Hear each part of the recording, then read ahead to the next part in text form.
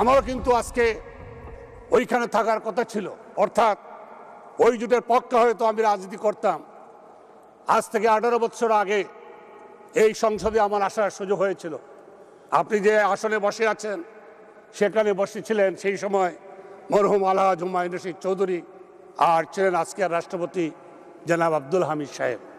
কিন্তু ভাগ্যের নির্মম পরিহাস, রাজনীতির ছন্দপতনের কারণে হয়তো আল্লাহ তাআলার কোনো কারণে আমি এই গত 18 বছর একটি রাজনৈতিক কারাগারের মধ্যে ছিলাম।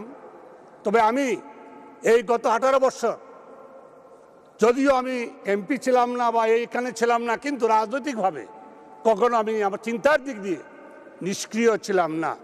বঙ্গবন্ধু যে কথাটি বলেছেন, জনগণের ক্ষমতার উৎস, সেই জনগণের স্বার্থে কথা বলে যাতে সারা জীবন রাজনীতি করতে পারি, সেই শেল্টার আমি পাবো বলে আমি আশা করি, সেই সহযোগিতা পাবো বলে আশা করি। এমনকি সংসদ নেত্রীও সেই দিকে বিবেচনায় রাখবেন, যেহেতু এখানে সবাই 99% হচ্ছেন এক জোটের, আর আমি হচ্ছি অন্য জোট থেকে এসে রাজনীতি করছি। কিন্তু জয় বাংলা, জয় বঙ্গবন্ধু, এই প্রশ্নে কোনো আপোষ নাই। বাংলাদেশ, জয় বাংলা, জয় বঙ্গবন্ধু, এক নামে